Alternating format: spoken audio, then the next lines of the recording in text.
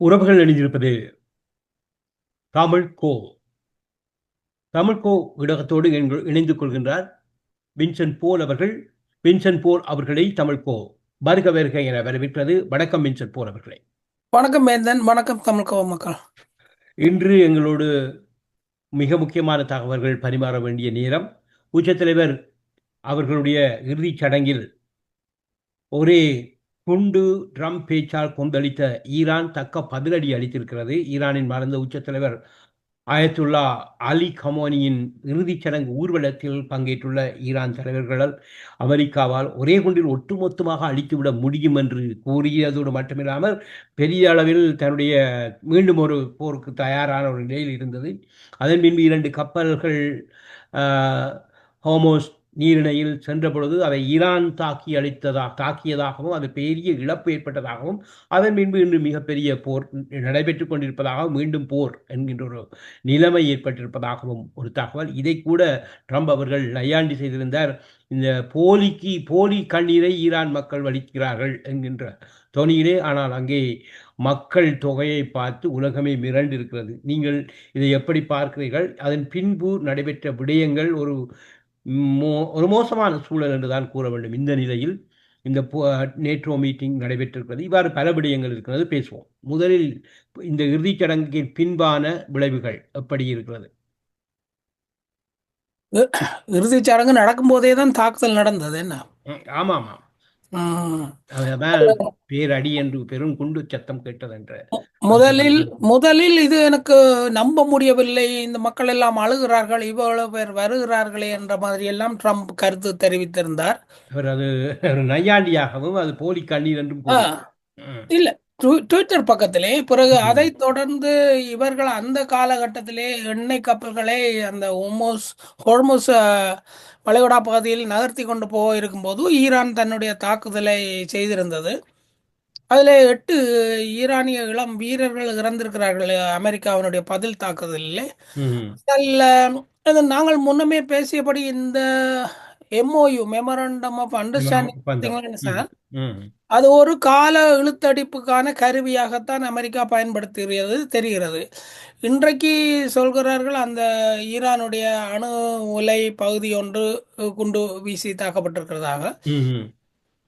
Hormuz பகுதியை சுற்றியுள்ள, அதாவது ஹோர்முஸ் வளைகுடாவை சுற்றியுள்ள ஈரானிய நிலங்கள் தான் தாக்கப்பட்டிருந்தன இவ்வளவு நாளும். அப்ப நேற்று அல்லது முந்த நாள் ஈரானிய மக்கள் அனைவரும் அல்லது ஈரானுடைய முழு கவனமும் அந்த அயத்துல்லா கமேனி அவர்களுடைய நினைவு நாள் அல்லது நிறைவு நாள், இறுதி சடங்கு சம்பந்தமாக இடம்பெற்ற போது அந்த கவனம் முழுக்க அங்கே இருக்கும்போது இவர்கள் இந்த தாக்குதலை நடத்தினார்கள். முழுமையாக அதிகமான ஈரான் தலைவர்கள் அங்கே கூடியிருந்தார்கள். ஆனால் அந்த இடத்தில் இவர்கள் தாக்கவில்லை தான். ஆனால் இவர்கள் ஹோமுஸ் வளைகுடாவை ஒட்டின பகுதியிலே தாக்குதல் நடத்துகிறார்கள். ஆனால் அதற்கும் அவர் கூறினார், ஒரே குண்டில் தான் முழுவதையும் அழித்துவிட முடியும் என்றும் அவர் மிகவும் மிதவாத போக்குடன் பேசியிருந்தார். அது அமெரிக்க அதிபர் ட்ரம்பை பற்றி அமெரிக்காவின் அரசியல் ஆய்வாளர்களும் இராணுவ ஆய்வாளர்களும் பேசும் கருத்தைத்தான் நான் இப்ப சொல்ல போறேன். அவர்கள் சொல்வது மிக முதிர்ந்த இராணுவ அரசியல் ஆய்வாளர். அவர் சொல்றது ட்ரம்புக்கு ஒரு முதிர்ந்த மனிதன் போல, ஒரு வளர்ந்த மனிதன் போல சிந்திக்க கூட தெரியாது. அதுதான் உண்மை. அவர் நேற்று ஈரான் ஒரு நாசகார நாடு, ஈரான் ஸ்கம்னா உங்களுக்கு தெரியும். அந்த பிறகு வந்து குக்கூஸ் இப்படி எல்லாம் சொல்றார். அதற்கு தான் ஈரான் மக்களுடைய கருத்து ஒன்று இருந்தது. உண்மையை நீங்கள் ஒரு நறுமண போத்திலை உடைத்திருக்கிறீர்கள், இப்போது அதன் வாசம் எல்லா இடங்களிலும் பரவ தொடங்கி இருக்கிறது என்று இந்த அவருடைய மக்களின் மனநிலையை சுட்டிக்காட்டியிருக்கிறார்கள். அது ஒரு ட்ரம்பை அவர்கள் நாட்டை சேர்ந்தவர்களே விமர்சிக்கும் நிலைதான். ட்ரம்புக்கான ஆதரவு நிலை எனக்கு என்று தெரிஞ்சால் 30 விழுக்காட்டுக்கு கீழே இருக்கும். ஈரான் மக்களுக்கு இன்றைக்கு அரசின் மீதான ஆதரவு, இன்றைக்கு எவ்வளவு தொகையான மக்கள் வந்து அந்த அஞ்சலியை செலுத்தி போயிருக்கிறார்கள். அதை வேற சில பேர் அவர்கள் புள்ளி விவர ஆய்வாளர்கள் 90 மில்லியன் மக்களிலே 14 மில்லியன் மக்கள் தான் இந்த இறுதிச் சடங்குக்கு வந்திருக்கிறார்கள். ஆக மீதி பேர் எல்லாம் எதிர்ப்பு நிலை என்று கருத்து தெரிவிச்சிருக்காங்க. அதைத்தான் அவர்கள் அதற்காகத்தான் இந்த பதிலை கூறியிருக்கிறார்கள். ம். ம். இப்படி ஆனால் அந்த எம்ஓயு போடும் நேரத்திலேயே ஈரான் ஒன்று செய்தது. அதனுடைய அந்த மெமரண்டம் ஆஃப் அண்டர்ஸ்டாண்டிங்கை எழுதும் குழுவில் அதை அதை அதை பரிசீலிக்கும் குழுவில் அவர்கள் ஒரு உளவியலாளரையும் அனுப்பியிருந்தார்கள். அதாவது ஈரானிய உயர்மட்டத்தில் இருப்பவர்கள், பல்வேறு துறைகளை சேர்ந்தவர்கள், ம். மருத்துவ அதிகாரிகள், ஒரு சயின்டிஸ்டுகள், பௌதிகத்திலே ரசாயனத்திலே இருக்கக்கூடியவர்கள், பல்கலைக்கழக பேராசிரியர்கள், இவர்கள்தான் இராணுவ அல்லது அரசு பொறுப்புகளையும் வகிக்கிறார்கள்.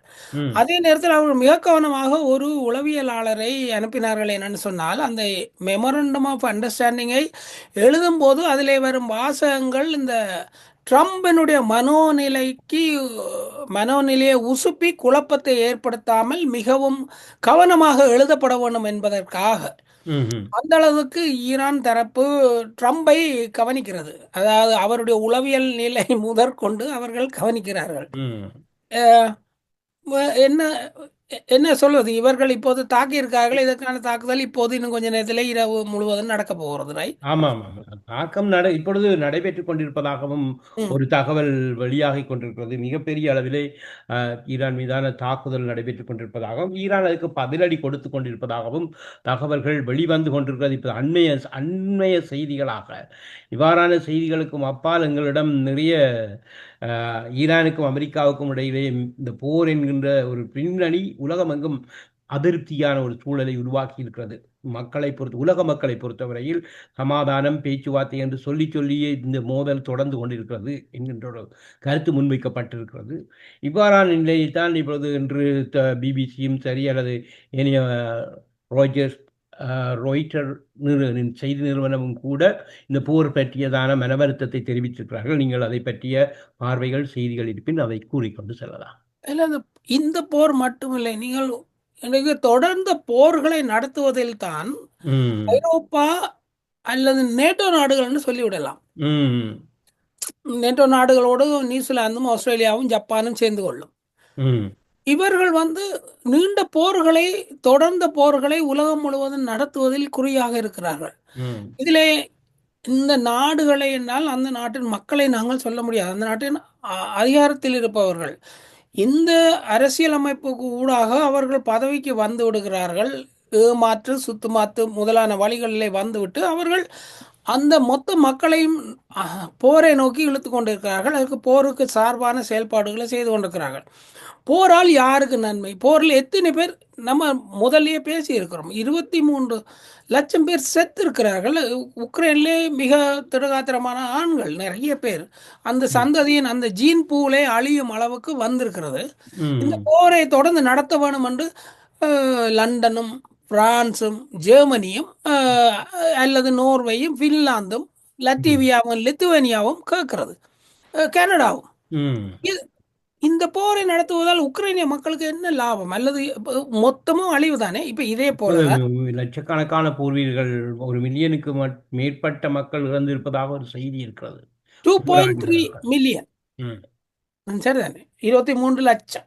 23 மில்லியன். ஆமாம். அந்த ம். பேரிழப்பு அமெரிக்கா, கனடா, ரஷ்யாவுக்கும் அமெரிக்காவுக்கும் இடையிலே. இல்ல, இது ரஷ்யாவுக்கு இல்ல, ம். ரஷ்யாவுக்கு ம். இல்ல. அது இழப்பு உக்ரைனுக்கு அவ்வளவு. அதிலே ம். ஏறக்குறைய 10 விழுக்காடு ரஷ்யாவுக்கு உயிரிழப்பு ஏற்பட்டிருக்கும். அதுதான் அந்த எண்ணிக்கை. அது செஞ்சிலுவை சங்கமூடாக கையளிக்கப்படும் உடல்கள், இறந்த உடல்களின் பரிமாற்றங்களை வைத்து சொல்லப்படும் கருத்து கணிப்பு. அதாவது அந்த பகுதிகளில் மீட்கப்பட்ட உடல்களில் இருந்து. ஏனென்றால் இப்போ ரஷ்யா தான் மூவ் பண்ணி போய் கொண்டிருக்கிறது. அப்போ போகும்போது இறந்த உடல்களை இவர்கள் தான் எடுப்பார்கள். யார் உள்ளே போகிறார்களோ அவர்கள் தான் எடுப்பார்கள். அவர்கள் ம். எடுத்து கொடுக்கும்போது அந்த தரப்பிலிருந்து உக்ரைன் தரப்பில் கொடுக்கப்படும் உடல்கள் 1000க்கு 50 என்ற வகையிலே இருக்கின்றன. 1000 உக்ரைனிய உடலங்களுக்கு ரஷ்ய உடல்கள் என்ற. அப்போ அதே போல தானே எல்லா பாதிப்பும் தொடர்ந்த பாதிப்பு. இந்த தொடர்ந்த போர்கள் வழியாக இவர்கள் ஆயுதம் சார்ந்த வியாபாரத்தையும் வணிகத்தையும் அந்த கம்பெனிகளுக்கு, நிறுவனங்களுக்கான வருமானத்தையும் அதன் வழியாக இந்த அரசியல் தலைவர்கள் கனடா, அமெரிக்கா, ஐரோப்பா உட்பட இருக்கக்கூடிய இந்த மேற்கு நாடுகள் அல்லது G20 நாடுகளை சேர்ந்தவர்களுடைய ரஷ்யா நீங்களாக, போலந்து நீங்களாக அல்லது அவர்கள் தங்களுடைய வரும்படிக்கு, மறைமுகமான வரும்படிக்கு வழியை பார்க்கும் வகையில் இந்த போர்களை நடத்த இருக்கிறார்கள். ம். பொருள் இந்த பொருள்களால் அந்த மக்களுக்கு என்ன ஒரு எளிதாக முடித்து விட வேண்டிய சிறிய சிக்கல்களை பேச்சுவார்த்தையில் நடத்தி முடிக்க வேண்டிய பேச்சுவார்த்தைகளையும் தகர்த்து அவற்றை ஏமாற்றி நயவஞ்சமான வழிகளிலே இதுக்கு வரலாறுன்னு நாங்கள் சொல்லிக்கொண்டே போகலாம். 2014 நடந்த பேச்சுவார்த்தையிலே ரஷ்யாவோடு சேர்ந்து மின்ஸ்கிலே ஒப்பந்தத்தை போட்டு அதை ஏமாற்றினார்கள். ஒரு ரெண்டாயிரத்தி அதன் விளைவாக தான் 2022 அது வருகிறது. அந்த அந்த அந்த மக்களை டொனஸ்க் அல்லது லுகான்ஸ் பகுதி மக்களை விடுவிக்க வேண்டிய தேவைக்கு ஐபிகேஎஃப் எங்கள் தமிழ் மக்களுக்கு சொன்னால் ஐபிகேஎஃப் போய் இறங்கியது போல ரஷ்யா இறங்குறது. அது உடனடியாக 3-4 மாதத்திலே பேச்சுவார்த்தை வந்து முடியும் நிலைக்கு வருகிறது. அதை ஆமா. தொடர்ந்து நடத்த சொல்லி சொல்கிறது MI6 அல்லது லண்டன் அல்லது UK. நேட்டோ கூட்டமைப்பில் கூட இன்று நடைபெற்ற கூட்டமைப்பு கூட இந்த வாரான ஒரு முடிவுதான் எடுக்கப்பட்டிருக்கிறது. அதிலே பேச்சு. ம்ஹும். அது மிகவும் துன்பமானது. அது ருத்தே சொல்கிறார், ஓகே நாங்கள் வந்து வார் மெஷினை இயக்குவதற்கு முடிவு செய்து விட்டோம். இது என்ன விதமான கருத்துன்னு பாருங்கள். வார் மெஷினை அவர்கள் இயக்குவதற்கு முடிவு செய்து விட்டார்களா? அதற்கு உண்மையான காரணம் ரஷ்யாவை இந்த போர் இணக்கப்பாட்டுக்கு அல்லது சமாதான ஒப்பந்தத்துக்கு வர வைக்க வேண்டும் என்கின்ற ஒரு அழுத்தத்தை கொடுப்பதற்கானது என்று ஒரு கருத்து முன்வைக்கப்படுகிறது. இதெல்லாம் நம்பக்கூடியதாங்க. நீங்கள் சமாதான ஒப்பந்தம், போர் ஒப்பந்தம், பேச்சுவார்த்தைக்கு எல்லாம் பொருத்தமான ஆட்களா மேற்கு நாடுகள் அல்லது நேட்டோ நாடுகளை சேர்ந்தவர்கள் மெமரண்டம் அண்டர்ஸ்டாண்டிங்கை அமெரிக்கா இப்போது சிதைத்ததை பார்த்திருக்கிறோம்.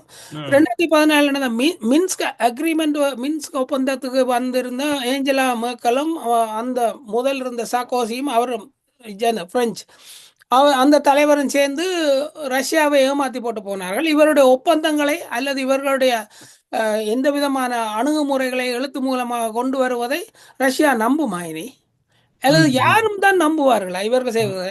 இவர்கள் விளையாட்டுக்கே பாருங்க, இந்த நாடுகள் விளையாட்டுக்கே உரியவர்களாக இல்லையே. ஒரு ஃபீஃபா உலக கோப்பை கூட ஒழுங்கா நடக்குது இல்லை. ரெஃபரி கொடுத்த சிவப்பு மட்டையை திருப்பி பெற வைக்கக்கூடிய அளவுக்கு தான் இவர்களுடைய அரசியலும் ஈடுபாடும் என்ன சொல்றது, ம். வலிந்து எல்லாத்தையும் மாற்றும் தன்மை தங்களுக்கு ஏற்றவாறு. தங்களுக்கு ஏற்ப மாற்றிக்கொண்ட நிலை இருக்கிறது. ஆமா.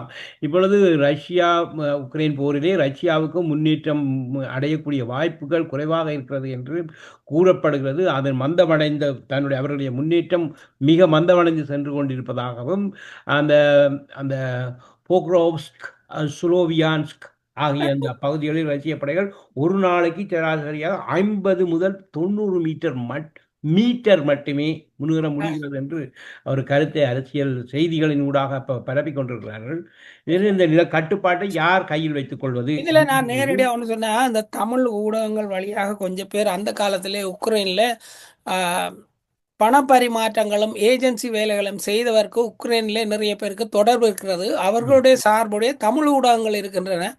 இந்த ஊடகங்களிலே எப்போதும் உக்ரைன் அடிக்கிறது, ரஷ்யா ஓடுகிறது தான் செய்தியாக வர வேண்டும் என்ற நிலைப்பாட்டில் இருக்கிறார்கள்.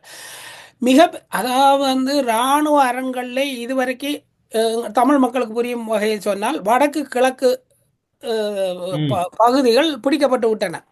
சரிதானே? உக்ரைன் சுமார் 20 வீதமான நிலப்பரப்பு கிரிமியா மற்றும் டான்பாஸ் பகுதிகள் உட்பட ரஷ்யாவின் கட்டுப்பாட்டில் உள்ளது என்பது தெரிகின்றது, எல்லோருக்கும் எல்லாமே அறிந்த விடயம். அதுதான். ஆனால் இதிலே இப்ப இறுதி வசந்த அரண் காலத்தில் முன்னேற முடியாத ஒரு சூழலில் இருப்பதாக கேளுங்க. இது கூறப்படுகிறது. அதுக்கு எதுக்கு ரஷ்யாவுக்கு முன்னேற அங்க தேவையில்லை. இறுதி ம். அரணாக இருந்தது அரண் இவர்களுடைய அரணாக யுக்ரைனுடைய அரணாக இருந்தது கொன்ஸ்டான்சினோவ்கா என்ற ஒரு நகரம். இதை ஒட்டி ஒரு 200-300 கிலோமீட்டருக்கு இராணுவ அரண்கள் வைத்திருந்தால் அந்த நகரமும் அந்த நிலையும் கைப்பற்றப்பட்டு அதை தாண்டியும் ரஷ்யா போய்கொண்டிருக்கிறது.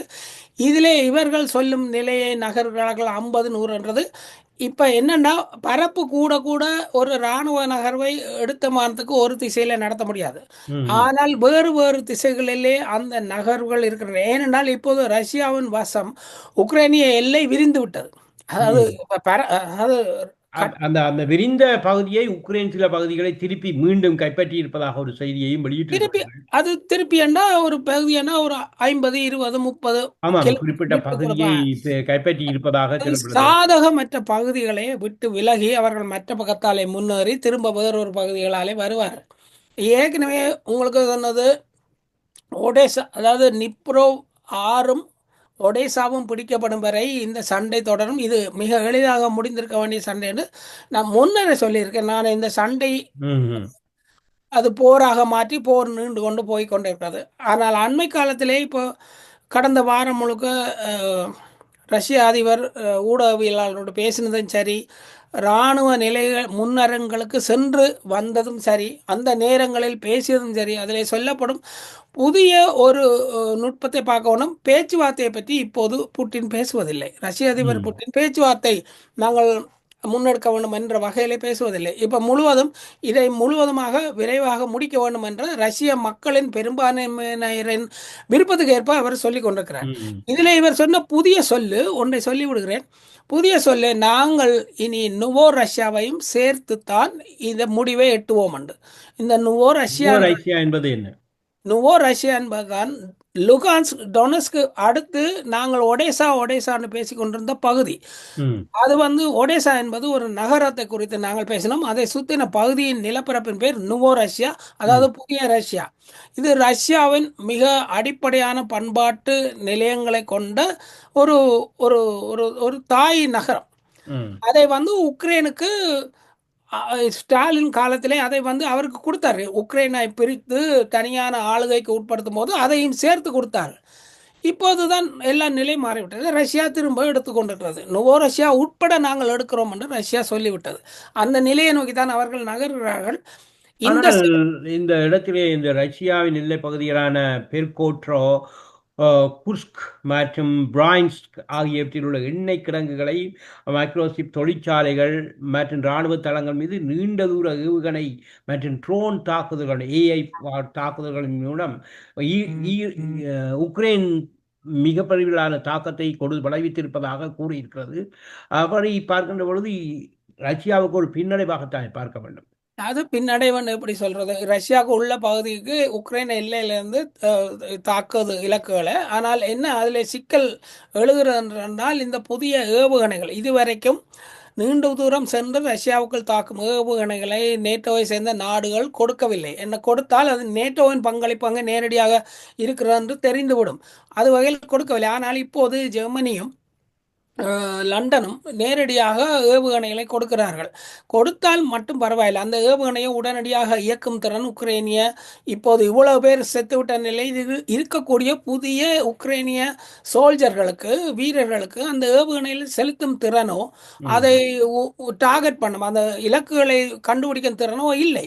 அதற்கு அங்கே நேட்டோ படைகள், அல்லது மறைமுகமாக சொன்னால் நேட்டோ நாடுகளை சேர்ந்து சில திறனாளர்கள் அங்கே நிற்கிறார்கள்.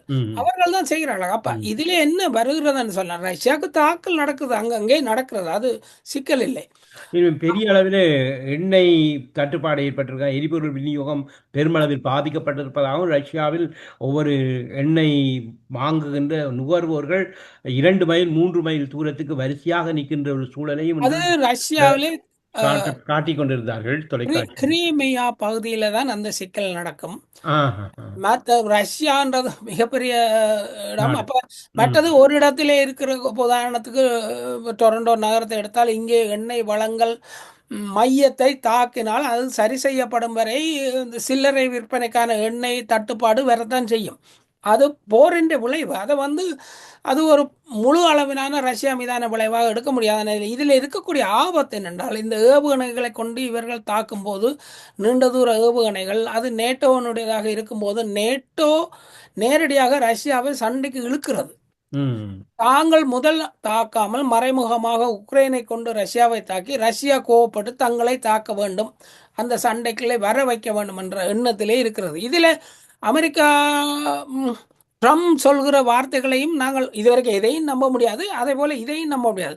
நேட்டோவுக்கு நாங்கள் உதவி செய்ய முடியாது, நேட்டோ தன்னளவிலே இருக்க வேண்டும், அவர்கள் தாங்களாகவே நடக்க வேண்டும், நாங்கள் பங்களிப்பு கணக்க செய்ய முடியாது அப்படின்லாம் சொல்கிற ட்ரம்ப் உள்ளார்ந்த ஒரு நோக்கம் இருக்கிறது. என்னென்றால், ரஷ்யா நேட்டோவோடு அந்த சரத்தை பயன்படுத்தி கொண்டு ரஷ்யாவோடு சண்டை தொடங்க வேண்டும் என்ற உள்ளெண்ணம் ட்ரம்புக்கும் அமெரிக்காவுக்கும் கூட இருக்கிறது.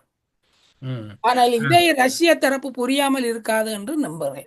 ஆமாம், இப்போ இராணுவ இழப்புகள் பற்றி பேசப்பட்டு வருகிறது. இதிலே சர்வதேச அமைப்புகளின் தரவுகளின்படி ரஷ்யாவின் உயிரிழப்பு 30,000க்கு மேற்பட்டவர்கள் உயிரிழந்தனர். 30,000 தாண்டுவதாக உயிரிழப்பு ஏற்பட்டதாகவும், அதே நேரம் உக்ரைன் தரப்பில் சுமார் 2.5 முதல் 3 லட்சம் வரை வீரர்கள் பாதிக்கப்பட்டுள்ளதாகவும் மதிப்பிடப்பட்டிருக்கிறது. இது சரிதானே 2 நான் சொன்னேன் 2.3. பாதிக்கப்பட்டது மரணம் என்று சொல்லவில்லை. இது அது சொல்ல அடிபட்டு மாட்டார்கள். ம், உக்ரைன் தரப்பு சொல்ல மாட்டார்கள். அதெல்லாம் கல்லறைகளை படங்களாக வருகின்றன. ஒளிப்பதிவுகளாக கல்லறைகளை வருகிறது நீளமாக. ம், ஒவ்வொரு ஊர்லேயும் வருகிறது. சரிதானே ம். 2.3ன்னு நான் முதல்ல சொன்னேன். அதிலே நீங்க பார்த்தீங்கன்னா 1000க்கு 50 ஏறக்குறையன்னு சொன்னால் இப்போ நீங்க சொன்ன விழுக்காடு வருகிறது. அப்படியே வரும். ம், ம், ம். இதே நேரம் உக்ரைன் மின்சாரம் மற்றும் உள்கட்டமைப்புகளை இலக்கு வைத்து ரஷ்யா தொடர்ந்து தாக்குதல் நடத்தி வருவதாக செய்திகள் தெரிவிக்கின்றன. இந்த தொடர் தாக்குதலுக்கு இவர்கள் இந்த சர்வதேச அமைப்புகள், ம். நேட்டோ போன்ற அமைப்புகள் தூவமிட்டு வளர்த்து கொண்டு வருகிறது. இது இந்த 2 நாடும் புரிந்து கொண்டு ஒரு போர் நிறுத்த ஒப்பந்தத்துக்கு வந்து நிப்பாட்ட முடியுமா? அல்லது நேட்டோ தான் முடிவெடுக்கும் என்று நீங்கள் சொல்ல முடியுமா? அமெரிக்கா இல்ல ம், செலன்ஸ்கி உக்ரைனுடைய அதிபர் பிற நாடுகளின் கைப்பாவையாக இருக்கிறார். ம், அவர் சொந்தமாக முடிவெடுக்க முடியாது. அந்த நிலையிலே அவர் இல்லை. அப்ப அதனால் அவர் அவர்களுடைய தாளத்துக்கு அந்த கைப்பொம்மையாக ஆடிக்கொண்டு இருக்கிறார். இந்த போர் அதுதான் சொல்றேனே, இந்த சண்டை துவங்கி அந்த ஸ்பெஷல் மிலிட்டரி ஆபரேஷன் என்ற அளவிலே சண்டை துவங்கி 3 மாசத்திலே பேச்சுவார்த்தை சரி, ஒப்பந்தம் சரி, இந்த நிறுத்தலாம் என்ற நிலைக்கு வரும்போது வந்து நிறுத்தியது போரிஸ் ஜான்சன் தானே. ம், லண்டன்ல இருந்து பிரதமராக அந்த நேரத்தில் இருந்தவர் தானே. அவர் ம். அந்த கூட்டணி தானே. அதுக்கு பிறகு மேர்ஸ் அதாவது ஜெர்மன் அதிபர் மேர்ஸும் சரி, இந்த மைக்ரோ என்ன பிரெஞ்சு அதிபரும் சரி, எத்தனையோ தடவை போலந்து வழியாக வந்து வந்து செலன்ஸ்கியை பார்த்து பேசி அவரை சமாதானத்துக்கு போக வேண்டாம் அளவுக்கு சொல்லிக்கொண்டே இருக்கிறார்களே. இதற்கு இடையிலே பார்த்தீங்கன்னா கடந்த 2 ஆண்டுகளுக்கு ஜெர்மன் எவ்வளோ வகையிலே இராணுவ தளபாட உற்பத்திகளில் தன்னை அதிகப்படுத்தி கொண்டு வருகிறது. இப்ப போர் முன்னோக்க உலகப் போக்கின் ஆய்வாளர்கள் சொல்லுகிறார்கள், 2ஆம் உலகப் போரில் இருந்தது போல ஜெர்மன் திரும்பவும் தன்னை இராணுவ மயப்படுத்தி பலப்படுத்த முனைகிறது அப்படின்ட்டு. அப்ப எல்லாமே போரை நோக்கினது. இதில் என்ன வேடிக்கைன்னா, இந்த போரிலே இவர்கள் எந்தையும் வெற்றி அடைய முடியாது. போர் நடக்கும், ஆயுதங்கள் விற்கப்படும், பொது சனம் நிறைய பேர் சாவார்கள். இந்த அதிகாரத்தில் இருக்கும் அரசியல் அ என்ன ருட்டேவும் சரி, மேர்க்கும் சரி, என்ன மக்கரோனும் சரி, ஆமாம். இன்னொரு கேள்வி மேக்ரோனை பற்றி கேட்கணும். கூறுங்க. எல்லாருமே அவர்கள் தங்கள் மாளிகைகளில் இருக்கத்தான் போகிறார்கள். ம். சாதாரண மக்கள் ஆகிய சிலர் போர் வீரர்களாக போய் சாவார்கள். அவர்களுக்காக மக்களுடைய வரிப்பணம் அறவிடப்படும். அது வழியாக இன்னும் பணம் பெரிய பெரிய பெரிய கம்பெனிகளும் அதிகாரத்தில் இருப்பவர்கள் பையிலும் பணங்கள் போய் விழப்போகிறது. இதுதான் ம். நடக்க போகுது. இந்த போரினால் யாருக்கும் லாபம் இல்லை, மக்களுக்கு. மக்களுக்கு லாபம் இல்லை. ஆனால் இந்த போரை நடத்தி கொண்டிருக்கின்ற அரசுகள் அ பற்றியதானே முக்கியமான பிரச்சனையாக இருக்கிறது. இதிலே கனடாவும் ஈடுபடுகிறது. மும்முரமாக எங்கட எங்களோட மாக்காணி ஈடுபடுத்தி கொண்டிருக்கிறார். அதாவது நேட்டோ அதற்கான நாடுகளின் பங்களிப்பை நாங்கள் முறையாக செய்யவில்லை, நாங்கள் இதை செய்து வைக்க வேண்டும் என்று ட்ரம்புக்கு ஆதரவாக பேசுகிறார். ம், ம், ம். இப்பொழுது உங்களுக்கு கேள்விப்பட்டிருப்பீங்களோ என்று நினைக்கிறேன். பிரான்ஸ் அதிபர் மேனுவல் மேக்ரோன் அவர்கள் தொடர்பான மிக அண்மைய முக்கிய உலக அளவிலான செய்திக்காக சிரியாவுக்கு பயணத்தை மேற்கொண்டார். அவர் சிரியாவுக்கு பயணம் செய்த பொழுது அவர் இந்த ஹோட்டலுக்கு பக்கத்திலே ஒரு குண்டுவெடிப்பு ஒன்று நடைபெற்றது. நேற்று ஜூலை 7ஆம் நாள் ம், பிரான்ஸ் அதிபர் மேனுவல் மேக்ரோன் அண்மையில் அவருடைய சிரியா நாட்டுக்கு வரலாற்று சிறப்புமிக்க பயணத்தை மேற்கொண்டிருந்தவர். ம், அதற்கு பிறகு அவருடைய அந்த சென்ற சம்பவத்தில் மேக்ரோன் தலைவர் டமாஸ்கஸில் உள்ள அதிபர் மாளிகையில் சிறிய அதிபர் அகமது அல் ஜாராவுடன் பேச்சுவை நடத்தி கொண்டிருந்த போது அவர் தங்கியிருந்த போன் சீசன் ஹோட்டலுக்கு அருகே 2 குண்டுகள் வெடித்திருக்கிறது. ம், ம். இது குண்டு வெடிக்கின்ற அளவுக்கு அவர் மீது எதிர்ப்பு இருக்கிறதா அல்லது காரணம் எதுவாக இருக்கும் என்று இருக்கிறீர்கள்? உடனே ஒன்று அவருடைய பேச்சுவார்த்தை ஒன்று இடத்தை மாற்றிவிட்டார். இஸ்ரேலுடைய ஃபால்ஸ் பிளாகாக இருக்கலாம். ம். அது ஒரு சிக்கல் இருக்க ஒரு எச்சரிக்கை. மற்றது ஆ, சிரியாவிலே 17 ஆண்டுகளுக்கு பிறகு மெக்ரோன் ஒரு பிரெஞ்சு அதிபர் போயிருக்கிறார் என்று நினைக்கிறேன். ம். ஆ, சிரியாவிலே அங்கே இருக்கக்கூடிய கத்தோலிக்க கிறிஸ்தவ மத பிரிவினர் சார்ந்த நிலைப்பாடுகளுக்காக இவர் பேச்சுவார்த்தைக்கு சென்றிருப்பார், அல்லது ஒரு புதிய தளத்தை விரிப்பதற்காக போயிருப்பார். ஏனென்று சொன்னால் அங்கே மற்ற பக்கத்திலே துருக்கி இருக்கிறது. அப்ப துருக்கிக்கு பதிலாக துருக்கியை தன்னுடைய கைக்குள் துருக்கிக்கு ஒரு சின்ன சமிச்சையை எச்சரிக்கை சமிச்சையை கொடுப்பதற்காக இந்த தரப்பிலே போய் பேசுகிறார்.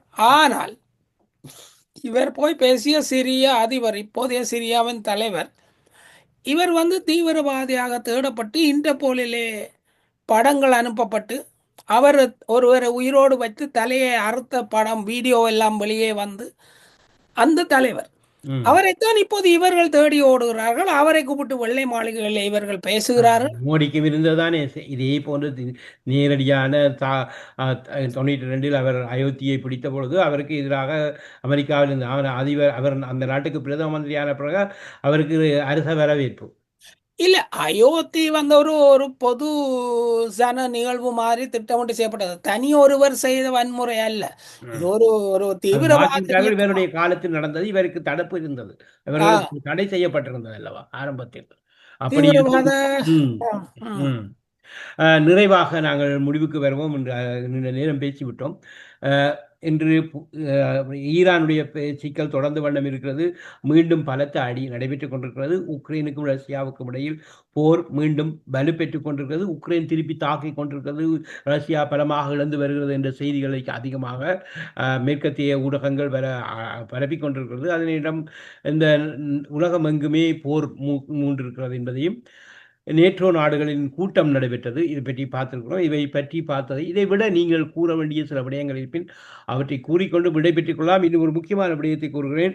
இஸ்ரேல் அதிபர் சொல்லியிருக்கிறார், எங்களுக்கு இந்தியாவில் இருக்கிற மக்கள் தொகை அவ்வளவுமே தங்களுக்கு ஆதரவானவர்கள் என்று. ஆ, அதை குறிக்கொண்டு நாங்கள் ரொம்ப விடைபெற்றுக் கொள்ளலாம். நல்லது. அதை விட அதே இஸ்ரேல் அதிபர் இவ்வளவு நாளும் அணு ஆயுதம்னு சொல்லி கொண்டிருந்தார். இப்போது ஈரானில் ரசாயன ஆயுதம் இருக்கிறன்னு துவங்கி இருக்கிறார் புதிய பாட்டை. ம், இப்போ ம், ம். ரசாயன ஆயுதம் இருக்கின்றது தான் ஈராக்குக்கு அமெரிக்க படைகளை அனுப்பினார்கள்.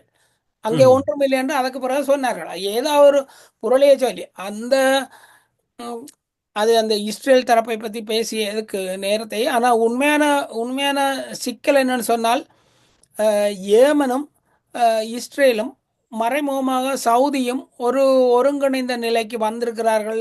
இதன் பின்னணியிலே பாகிஸ்தான் இயங்குகிறது. பாகிஸ்தானும் தனது ஒருங்கிணைவுக்கு போகிறது. இந்த மேற்கு ஆசிய பகுதி, அதாவது மத்திய கிழக்குன்னு சொல்ல முடியாது, அரபு நாடுகள்னு சொல்ல முடியாது, அந்த வகையிலே அந்த நிலப்பகுதியை குறித்து சொன்னால் மேற்கு ஆசிய பகுதி என்னக்கூடிய இந்த பகுதியிலே ஒரு அந்த நாடுகளுடைய ஒரு ஒற்றுமை நிலை வந்து, ஒற்றுமை நிலை என்றால் இந்த இஸ்ரேல் போன்ற அமெரிக்கா போன்ற ஏகாதிபத்திய அழிச்சாட்டியம் பண்ண நாடுகளுக்கு எதிராக ஒருங்கிணைந்த நிலை ஒன்று உருவாகி கொண்டு வருகிறது. அதை இன்னும் சில நாட்களில் இன்னும் வெளிப்படையாக பார்க்கலாம் என்று தான் நினைக்கிறேன், இந்த ஈரான் ம். தாக்குதல்கள் பதில் தாக்குதல்கள் வழியாக. ம்.